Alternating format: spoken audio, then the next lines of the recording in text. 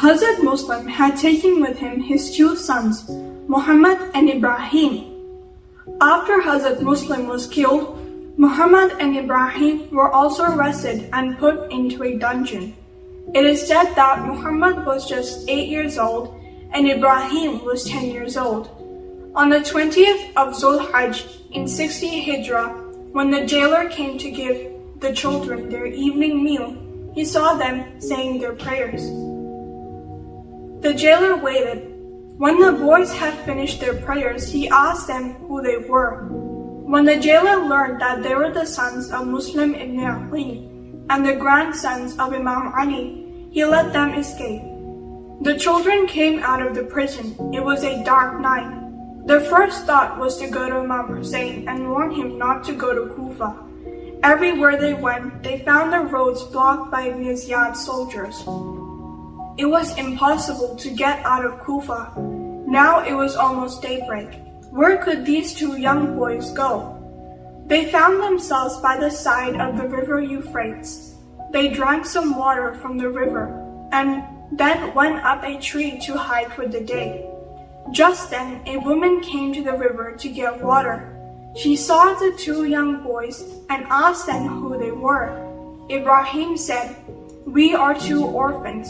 Could you please leave us alone and not tell anyone that you have seen us?" The woman asked them to accompany her to her mistress, who would help them. The woman's mistress was a kind lady. After talking to the boys for a while, she realized who they were. She gave them food and said to them, "You can spend the day here and I will try to help you. Unfortunately, my husband Haris is working for Ibn Ziyad. He is out at the moment. You can rest in the spare room, but make no noise, otherwise when he comes back, he will find out you are here." The children said their prayers and went to sleep. In the evening, Muhammad woke up and started crying. Ibrahim asked him why he was crying. Muhammad said, "I saw our father in a dream. He was calling out for us." Ibrahim said, "Brother, be patient. I also saw our father in a dream beckoning us to him." They both started weeping. Haris, who had come back, heard the children crying.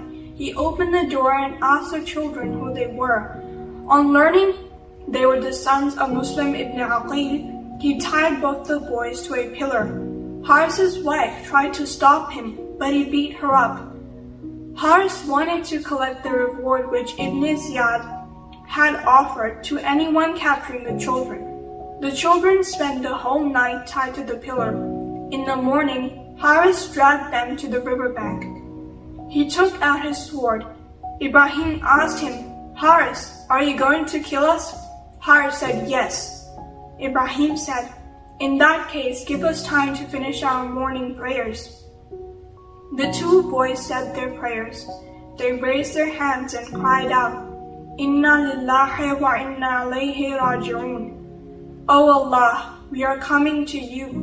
Give our mother courage when she hears of our death and judge between us and our killers." The sword came down. There were splashes in the water. Two young bodies were seen floating away in the waters of the river Farad.